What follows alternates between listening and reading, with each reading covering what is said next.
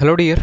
इस वीडियो के अंदर हम बहुत ही ज़्यादा ज़रूरी बात करने वाले हैं। अगर आप इस कैटेगरी के अंदर फॉल होते हैं कि जो टीयर 2 का एग्ज़ाम है अभी जो 2023 का, उसके अंदर आपने अच्छा परफॉर्म नहीं किया, आपको लग रहा है कि यार बात नहीं बनेगी, रिजल्ट तो इसका नहीं आया, कि यार बात नहीं बनेगी।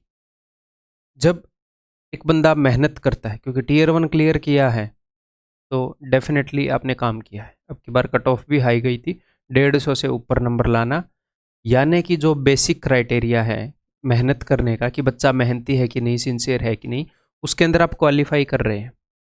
और जब आप सिंसियर है, आपने काम किया है, तो दुख भी बहुत होता है और दुख जायज़ भी है। तो इस वक्त पर ये जो बच्चे हैं, ये किस स्टेट ऑफ माइंड से गुजर रहे हैं, ये मैं जानता हूँ अच्छे तरीके से, क्योंकि काफ़ी स्टूडेंट से बात हुई है मेरी। बढ़िया बढ़िया स्टूडेंट जो अच्छा परफॉर्म नहीं कर पाए, वो कैपेबल थे। ठीक है, तो दो चीज़ों के बारे में मैं बात करूंगा। नंबर 1 आपके माइंड सेट के बारे में कुछ चीज़ें, एंड नंबर 2 स्टडी प्लान। आगे आप क्या कर सकते हैं। मैं बहुत ज़्यादा डिटेल में नहीं जाऊंगा, मैं ऊपर ऊपर से ज़रूरी बातें बताऊंगा। तो आपके लिए बहुत ज़्यादा ज़रूरी वीडियो है अगर आप इस कैटेगरी के अंदर फॉल करते हैं तो। ठीक, तो भाई देखो, 2022 और 2023 का जो एग्ज़ाम था वो बिल्कुल पास पास थे। ठीक है, 2024 का एग्ज़ाम थोड़ा सा दूर है। तो दो एग्ज़ाम्स अपने लगातार दिए हैं, और बहुत सारे ऐसे बच्चे होंगे कि पढ़ाई नॉलेज की तरफ से वो ठीक थे, स्ट्रेटजी की वजह से या किसी और छोटी मोटी वजह की वजह से, सिली मिस्टेक वगैरह किसी भी वजह से, वो दोनों के अंदर ही अच्छा परफॉर्म नहीं कर पाए, और अब उनको गिल्ट है कि यार क्या करूं। और एक और बात है कि जो बच्चा इंटेलिजेंट होता है, उसके ज़्यादा चांसेस हैं ओवर थिंकिंग करने के, ज़्यादा चांसेस है रिलेटिवली। एक मोटा सा प्रिंसिपल बता रहा हूँ, कोई साइंटिफिक वो नहीं बता रहा रिसर्च, उसके ज़्यादा चांसेस होते हैं स्ट्रेस लेने के, क्योंकि उसने मेहनत करी है, वो चीज़ों को अच्छे से ऑब्जर्व कर सकता है, क्या हुआ है उसके साथ, उसके क्या क्या नेगेटिव इम्पैक्ट हो सकते हैं, क्या उसके साथ बढ़िया हो सकता था, इन चीज़ों को अच्छे से ऑब्जर्व कर सकता है, एनालाइज कर सकता है। तो वो जल्दी ओवर थिंकिंग या स्ट्रेस इस तरह के पैटर्न में जल्दी पकड़ में आ जाता है, क्योंकि वो जनरली इंटेलिजेंट बच्चा है, वो अपने घर की स्थिति समझता है, अपनी जिम्मेदारी वो समझता है, इस कारण वो इस चीज़ के अंदर फंस जाता है। तो हर एक चीज़ के बारे में मैं यहाँ पर डिस्कस करूँगा, तो वीडियो थोड़ी सी लंबी भी हो जाए, एवरेज भी हो जाए, मुझे पता नहीं, मैं अच्छे से डिस्कस करना चाहूँगा। ठीक है भाई, तो स्टार्ट करें। इसीलिए मैं आप लोगों से ये बात करना चाह रहा था कि बहुत सारे बच्चे होंगे जो इस स्टेट में आ गए होंगे। आओ भाई, नंबर 1 मैं आपको एक छोटी सी अपने बारे में कहानी बताना चाहूँगा कि शायद आप उससे रिलेट कर पाएँ। फिर देखो, दो जो 12th क्लास थी, उसके अंदर एनडीए का एग्ज़ाम अपीयरिंग में भी दे सकते हैं, अगर आपको पता हो तो। जब आप 12th में अपीयर कर रहे हैं तो आप दे सकते हैं। तो मैंने वो एग्ज़ाम दिया था क्योंकि मैं सैनिक स्कूल से हूँ, तो वहाँ पर इसी के ऊपर टारगेट होता है। तो उस वक्त मैं एसएसबी में क्वालिफाई हो गया था, यानी कि एनडीए का रिटन एग्ज़ाम मेरा निकल गया था। उसके बाद एसएसबी होती है, उसमें भी मैं रिकमेंड हो गया था। एंड इसके बाद मेडिकल होता है। ठीक है, इसके बाद मेरिट लिस्ट निकलती है। ठीक है, मेडिकल में मैं आर्मी के अंदर हो जाता, मेरा 2.5 नंबर का चश्मा था। ठीक है, 2.5 नंबर तक चलता था। मेडिकल से जस्ट 1 महीना पहले 3.5 नंबर का हो गया। 1 महीना पहले 1 नंबर बढ़ गया। नॉर्मली ऐसे नंबर नहीं बढ़ता कि 1 बढ़ गया, 0.25 बढ़ता है, बट 2.5 तक सब कुछ ठीक था। मेडिकल से महीना 1.5 महीना इसी इतने पहले मेरा 2.5 का है। मुझे पता है मेरा आर्मी में सिलेक्शन हो जाएगा। उस वक्त जो सिलेक्ट हुए थे वो शायद अभी कैप्टन या मेजर पता नहीं क्या होंगे। ठीक है, मैं बात कर रहा हूँ 2010 की, तब मैंने 12th की थी, तब मैं एनडीए में वो हो जाता। तो ये देखो किस्मत, खुद को मैंने इतना कोसा। 12th में मेरे मार्क्स जो हैं, मतलब कि 12th में क्या ही उम्र हो गई कि थी, पढ़ा भी नहीं अच्छे से, नकल से मैं पास हुआ है। ठीक है, मेरिट में अपने स्कूल में अपनी क्लास में बहुत सबसे बढ़िया मेरिट आई थी मेरी। उस वक्त इंडिया के प्रेसिडेंट ने, जिसकी भी बढ़िया मेरिट आई, उसको अवार्ड दिया था। तो मेरे फादर को अवार्ड मिलना था प्रेसिडेंट से, तो मेरे को लगा यार ये मेडिकल में मेरे साथ ये ट्रेजिडी ना होती, तो देखो प्रेसिडेंट मेरे फादर को अवार्ड देती, तो कितना ही प्राउड मोमेंट होती है बंदे के लिए। ठीक है, ये हो गया। अब इसके बाद फिर क्या हुआ, ये 12th में अच्छे से नहीं पढ़ा, कॉलेज में भी अच्छे से नहीं पढ़ा, कॉलेज में फेल हो गया, ठीक है, मैथ्स में फेल हो गया। फिर मैंने कैट की तैयारी शुरू करी और पूरा जी जान लगाकर मैंने लंच भी स्किप किया है, भूखा मर मर के भी तैयारी करी कि भाई ज़िंदगी में फॉर्म बहुत मजाक हो चुका, अब की बार कुछ ना कुछ करना है। 4.5 महीने के अंदर बढ़िया परसेंटाइल ली। फिर जब एमबीए के लिए इंटरव्यू होते हैं, इंटरव्यू से पहले मैं टीच करने लगा, थोड़ा सा टाइम होता है रिटन एग्जाम के बाद, टीच करने लगा इसके बीच में इंटरव्यू से पहले। तो मैं थोड़ा सा समअप करके फास्ट बताऊंगा, मैं आपको बताना चाह रहा हूँ स्टेट ऑफ माइंड, ठीक है, उससे आप अच्छे से रिलेट कर पाएंगे।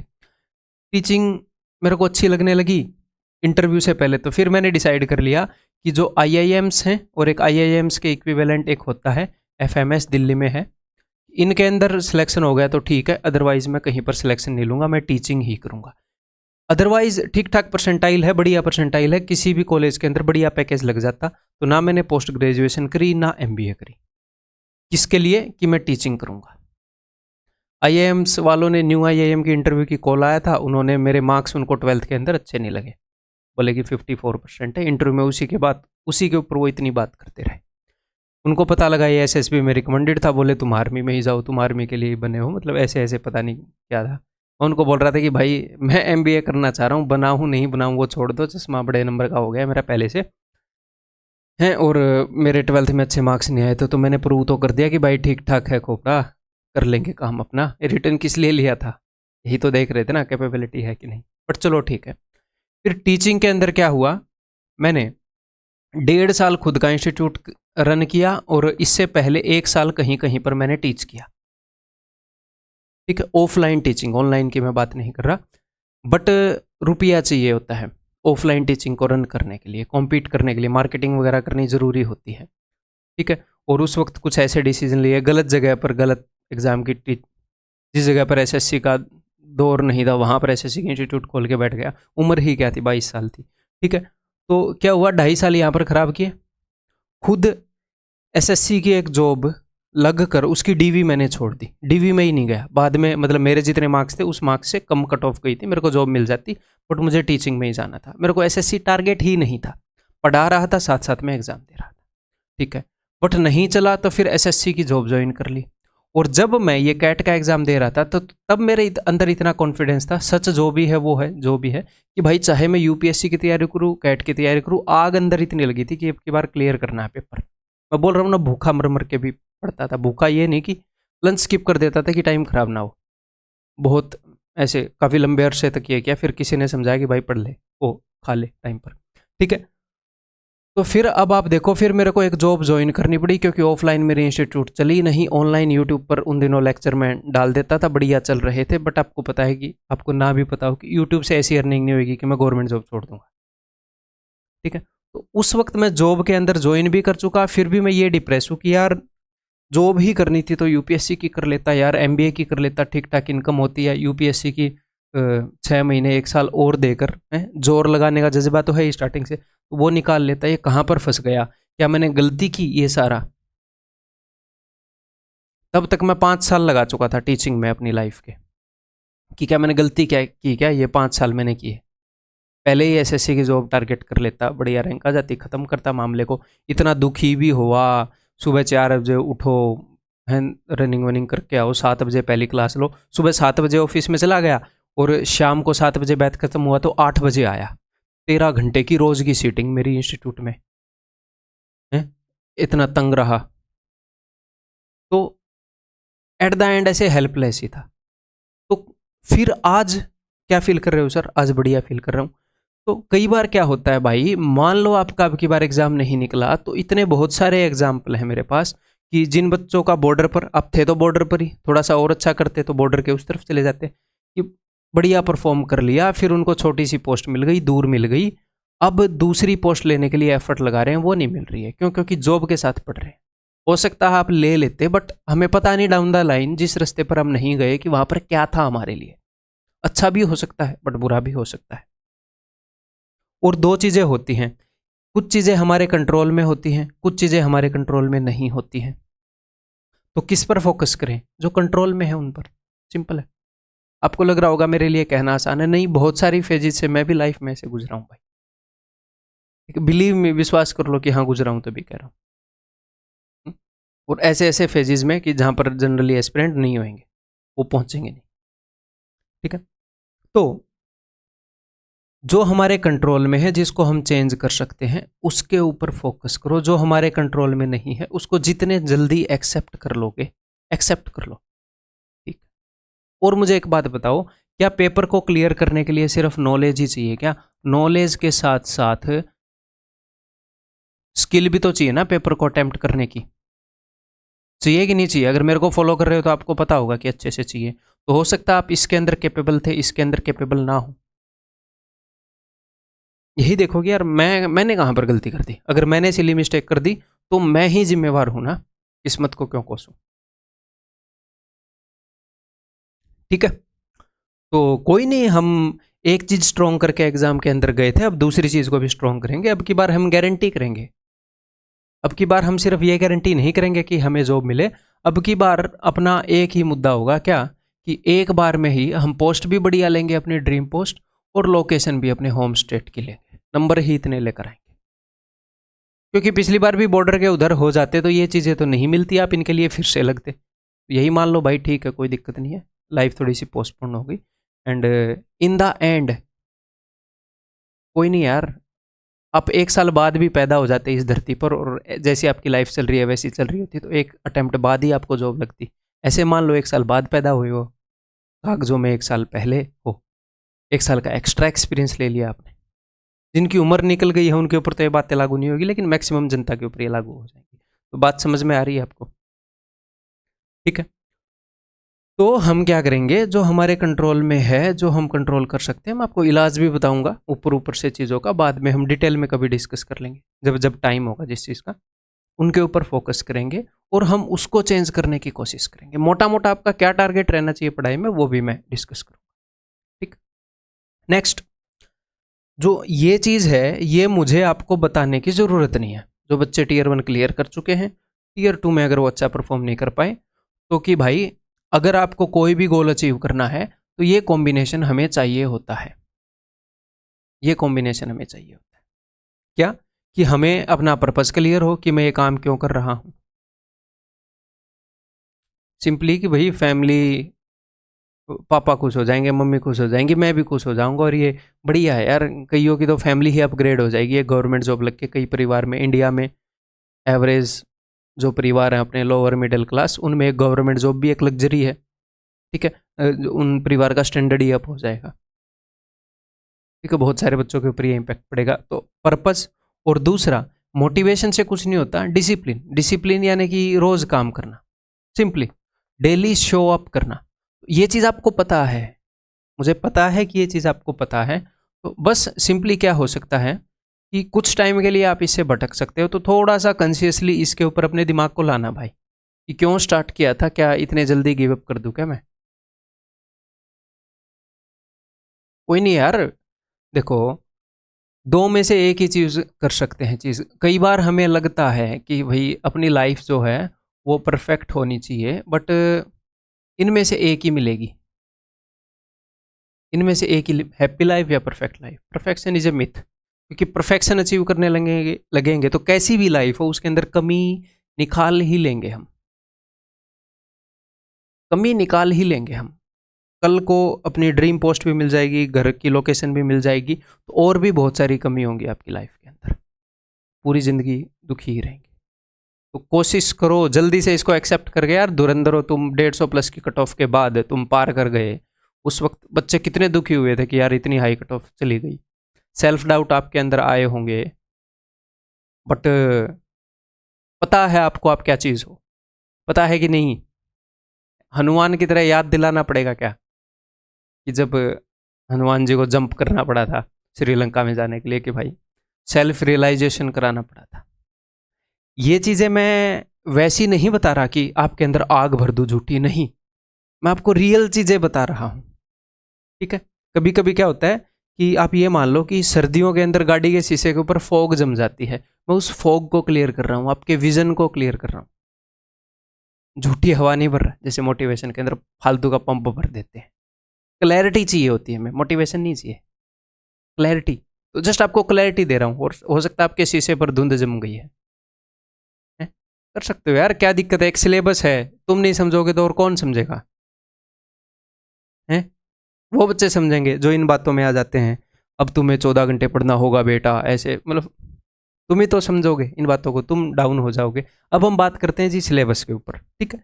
उसके अंदर हम मैं मोटी मोटी गाइडेंस दूंगा, बाकी जो भी गाइडेंस है इन फ्यूचर आगे आगे चलती रहेगी अपनी, ठीक है?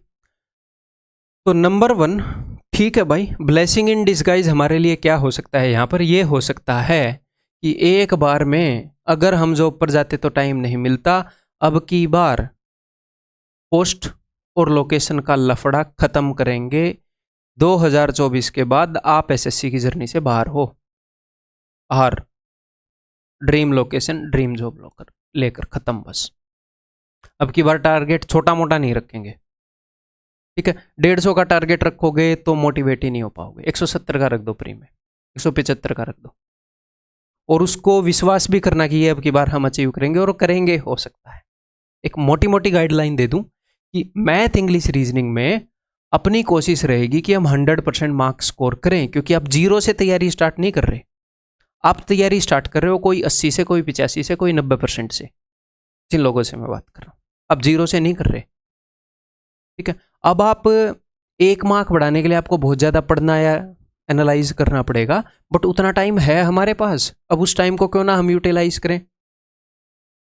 आप लोगों में से ही कोई एक ऐसा बच्चा मैं आपको बता देता हूं जो आपकी स्टेज में है, जो टियर 2 में अच्छा परफॉर्म नहीं कर पाए, आप लोगों में से ही कोई एक बच्चा अगली बार हमें एस्टोनिश करने वाला है कि इसने इतने ले लिए जीके में, हद है यार, आदमी है या कंप्यूटर। क्यों? 2022 2023 साथ साथ हुए थे, दोनों एग्जाम में वो बढ़िया पढ़ा है, अब दिल टूट गया है, तो उसमें से जितने भी बंदे अब जोर से लगेंगे वो एस्टोनिश करेंगे अपने स्कोर से। आप उस भीड़ में शामिल होना चाह रहे हो कि नहीं, जो एस्टोनिश कर देंगे कि यार मतलब गजब कर दिया बंदे ने? तो मैथ इंग्लिश रीजनिंग के अंदर टारगेट रहेगा 100% का, बट 90% भी अगर हम कर लें, वी विल बी सेटिस्फाइड, अपने पेपर को खराब नहीं करेंगे कि अरे ये तो मैं हमेशा से बताता हूँ कि ये 2 क्वेश्चन इनके बाबत पेपर खराब कर दो, नहीं, इतने पर सेटिस्फाई हो जाएंगे।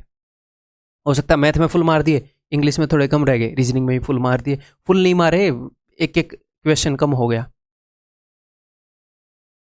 ठीक, क्लियर है? एक और बात मेरे ध्यान में है अभी, उसको ही मैं आपको बता दूं।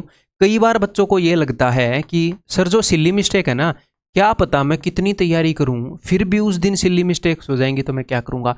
तो कई बार बच्चों को लगता है कि सिली मिस्टेक्स हमारे कंट्रोल में नहीं है, जो अटेम्प्टिंग स्ट्रेटेजी है हमारे कंट्रोल में नहीं। अगर आपने मेरी वो अटेम्प्टिंग स्ट्रेटेजी की वीडियोस देखी हैं, सिली मिस्टेक करना नहीं करना, ये सारा एक हैबिट का खेल है, सारा आप कैसी हैबिट डेवलप कर रहे हो।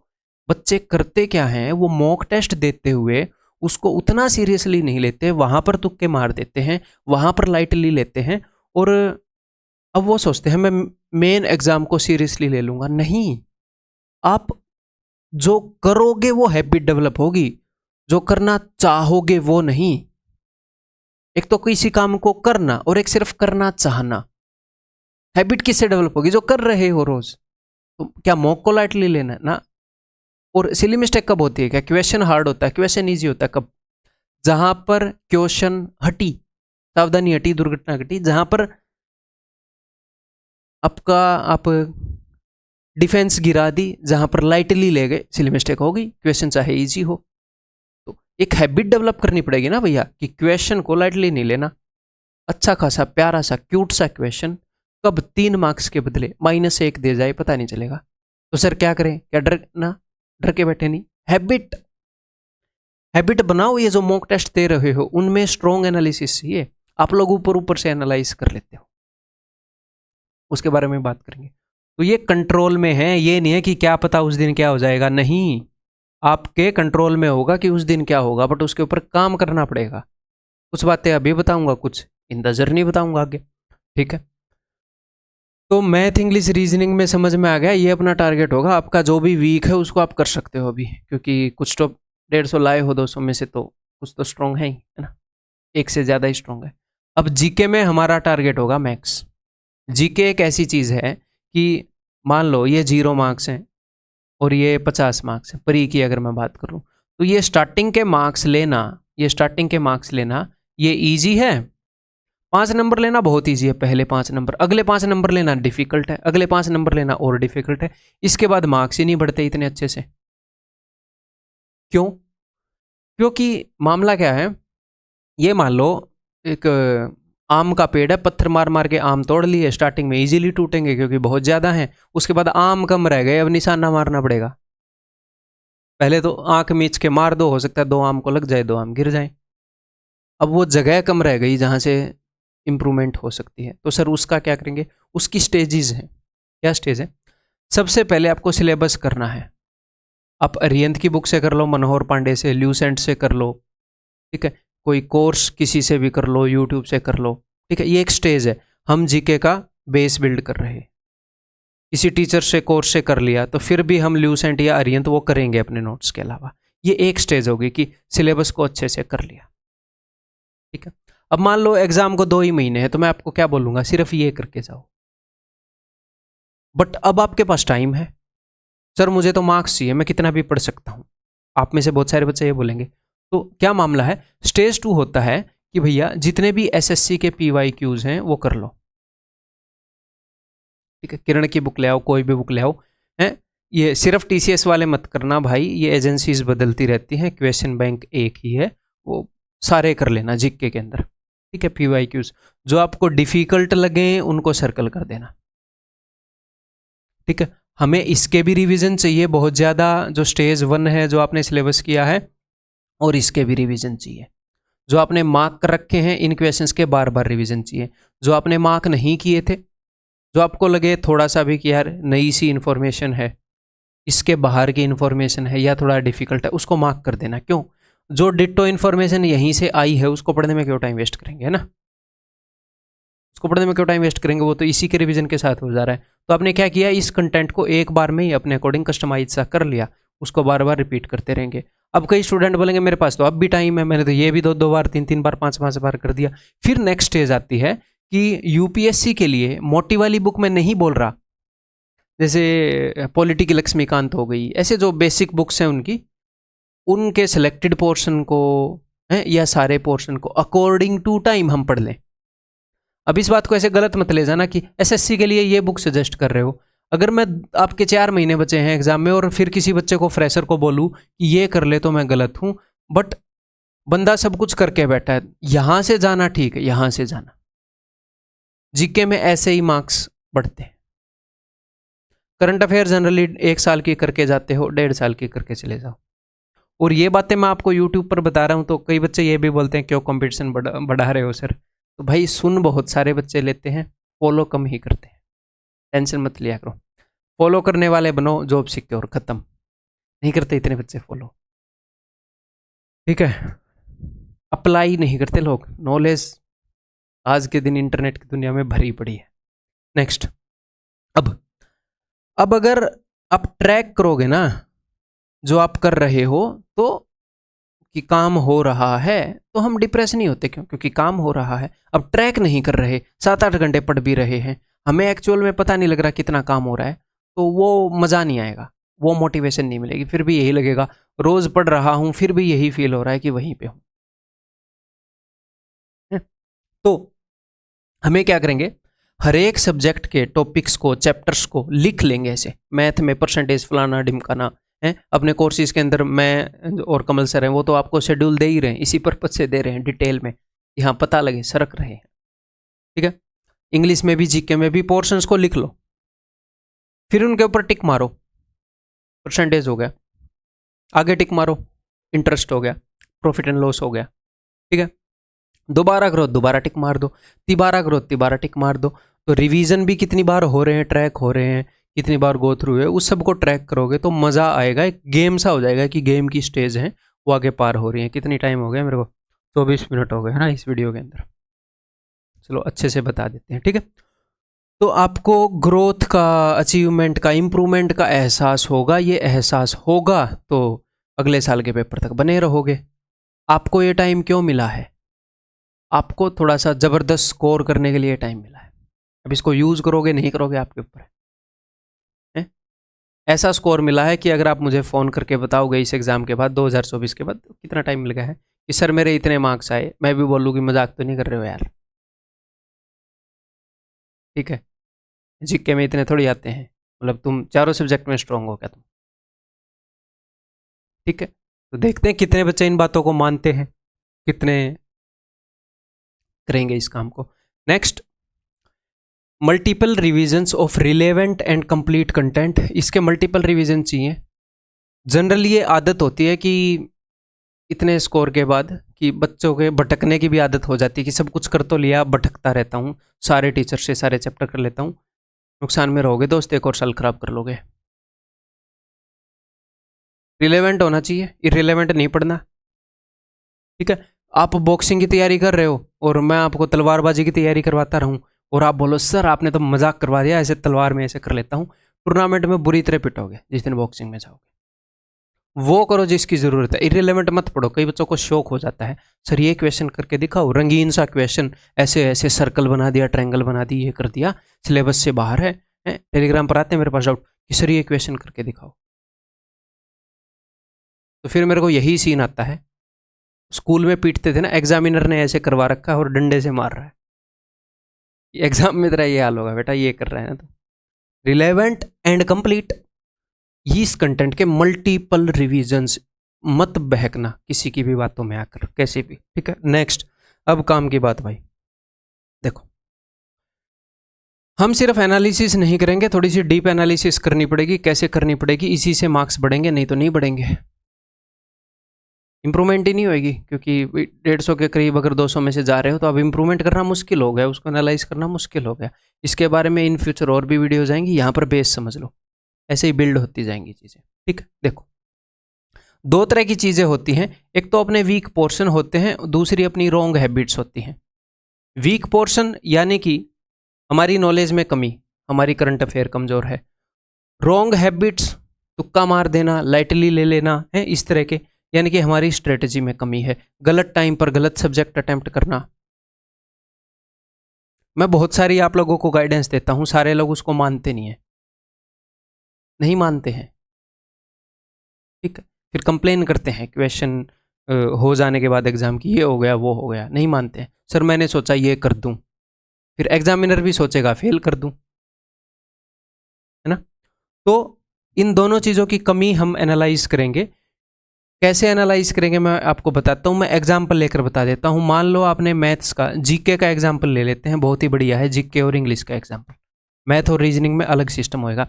मान लो जीके और क्वेश्चन में आपने क्वेश्चन अटेम्प्ट करे, सबसे पहले देखोगे कि जो ठीक क्वेश्चन हैं, इन ठीक क्वेश्चन में से कितने तुक्के मार दिए।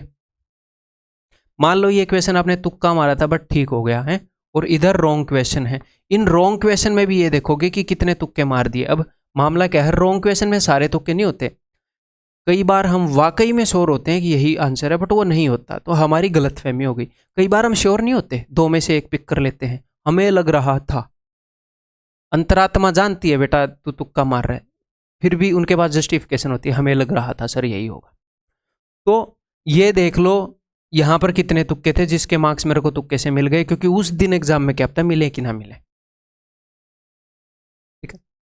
यहाँ पर देख लो और यहाँ पर देख लो जो अनअटेम्प्टेड है। अब आप क्या देखोगे, आप ये देखोगे कि इनके अंदर आपको दो तरह के पैटर्न दिखेंगे। एक तो ये कि सर मैंने सिली मिस्टेक कर दी, इन 3 क्वेश्चन में सर सिली मिस्टेक कर दी, इंग्लिश में अच्छे से, उतना अच्छे से मैंने पढ़ा नहीं, 3 सेकंड और पढ़ लेता तो मैं इसका ठीक उत्तर कर देता। क्या नॉलेज में कमी है? हैबिट खराब बना रखी है पेपर अटेम्प्ट करने की, शांति से अटेम्प्ट करना सीखो। कैसे? यहां पर बहुत सारे मॉक शांति से दोगे तो रियल एग्जाम भी शांति से दोगे, सिंपल, ठीक है। तो पैटर्न पकड़ में आएंगे कि भैया तुक्का मारा और ये 5 क्वेश्चन गलत, तो एक तुक्के की रॉन्ग हैबिट पकड़ में आई। कभी भी तुक्का मत मारो यार, कम नंबर ले आओ, अगर तुक्के में ज़्यादा ठीक हो रहे हैं तो भी अभी मत मारो, कम नंबर ले आओ। जो वीक पोर्शन है उसको इम्प्रूव करो ना, तुक्कों के सारे कैसे जाओगे? उस दिन मार लेना तुक्के, देख लेंगे, तब तक वीक ही रह गए तो वैसे रहोगे नहीं, ठीक रास्ते पर चलोगे तो समझ रहे हो, कम नंबर आना मॉक में गलत बात नहीं होती, एनालाइज करने के लिए ज़्यादा पोर्शन मिल जाएगा, कोई दिक्कत नहीं, हम कवर कर लेंगे। ओके, अब एकदम से आपके मॉक्स के अंदर मार्क नहीं बढ़ेंगे, बट रॉन्ग हैबिट एकदम से ट्रैक हो जाती है 3-4 मॉक्स के अंदर, इनके मार्क्स बढ़ जाते हैं। फिर हम नॉलेज पोर्शन को टारगेट करते हैं और रॉन्ग हैबिट्स पर कॉन्शियस रहते हैं कि फिर से रॉन्ग हैबिट्स में ना जाएं, सिली मिस्टेक वगैरह, शांति से ना पढ़ना, ऐसी ऐसी चीज़ें।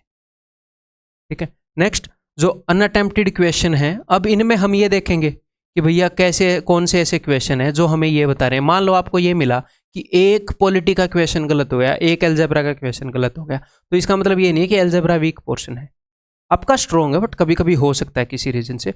बट आपको कई मॉक्स के अंदर लग रहा है कि करंट अफेयर में नंबर नहीं आ रहे, इसका मतलब क्या है, वीक है करंट अफेयर। पॉलिटी में नंबर नहीं आ रहे, पॉलिटी का ये वाला सिस्टम गड़बड़ा रहा है। आर्ट एंड कल्चर में नंबर नहीं आ रहे, इंग्लिश में क्लोज टेस्ट फंस जा रहा है। अलग अलग वीक पोर्शन का अलग अलग इलाज है, वो आप कर लोगे। इंटेलिजेंट हो, आपको पता है क्या करना है, जो आपका गिवन कंटेंट उसको बार बार रिपीट करना है। रीजनिंग में कोई ऐसी चीज़ फंस गई है, एनालॉजी में नंबर नहीं आ रहे, 500 क्वेश्चन कर डालो PYQ, सारे चांसेस बढ़ जाएंगे स्ट्राइक होने के। ठीक है, क्लियर है। तो मॉक कैसे देना है, ये एनालिसिस तो हो गई। मॉक आपने ये देना है, अगर आप आज के दिन 2 मॉक दे दोगे, 3 मॉक दे दोगे, तो मैथ के full mock, math English reasoning ऐसे प्री के, तो मैथ के कितने मॉक दिए, 3, 3 में क्या पैटर्न समझ में आएगा, इंग्लिश के 3, जीके के 3, ऐसे मत करो। आज के आज मैथ के 25 क्वेश्चन के 10 मॉक दे दो, पैटर्न पकड़ में आ जाएगा अगर कुछ आना होगा तो। कैसे करोगे, पहले मॉक 1 दोगे, उसके बाद एनालिसिस करोगे। एनालिसिस जो होगी उसमें से अगर कुछ पॉइंट लिखने लायक हैं तो लिख लोगे, ऐसे एनालाइज करके। अच्छा, ये मामला है। मैथ का एग्जाम्पल दे रहा हूं, सारे के ऊपर ऐसे लागू होगा। फिर इसके तुरंत बाद मॉक 2 दोगे, लेकिन ध्यान रखोगे उन बातों का जो आपने लिखे हैं। अगर कोई छोटा सा टॉपिक कमजोर है कि इंस्टॉलमेंट टाइप का, तो मॉक 2 देने से पहले इंस्टॉलमेंट पढ़ लो, फिर दे देंगे मॉक 2। ठीक है, और लिख लो कि इस टॉपिक की कमी निकली। अदरवाइज एक मॉक में आपको पैटर्न नहीं दिखेगा, एक मॉक में नहीं दिखेगा, ऐसे ही मान लेते हैं। मॉक 2 देंगे एनालाइज करने के बाद है, फिर से लिख लेंगे अगर एक आधा पॉइंट कुछ लिखने का है तो। ऐसे ही मॉक 3 देंगे। ऐसे ही जब आप 7-8 मॉक्स दे दोगे तो फिर आपको टॉपिक्स भी मिल जाएंगे कि कौन सा टॉपिक वीक है, कौन सा पोर्शन वीक है, और गलतियां भी मिल जाएंगी, मैं कौन सी गलतियां करता हूं। ठीक है, फिर हम क्या करेंगे, फिर हम अगले दिन मैथ के मॉक नहीं देंगे, अगले 15-20 दिन इन गलतियों पर काम किया जाएगा। अब पूरे दिन तो मैथ पर काम करोगे नहीं, अगले दिन रीजनिंग के दे दो 5, उससे अगले दिन फिर दे दो रीजनिंग के 5, उसकी गलतियां पकड़ी गई। तब तक काम मैथ पर चल रहा है, रीजनिंग की गलतियां पकड़ने पर काम चल रहा है। फिर उसके लिए भी 1-2 घंटा डेडिकेट कर दो कि गलतियां ठीक करूंगा, फिर जीके पर दे दो, इंग्लिश के दे दो, एंड ऐसे चलेंगे। सर ये मॉक्स कहाँ से दूं, PYQs दे दो भाई, मतलब मॉक्स आप दो, प्रीवियस ईयर पेपर्स दे दो, PYP, प्रीवियस ईयर पेपर्स। ठीक है मेरे भाई, क्या बता रहा था मैं,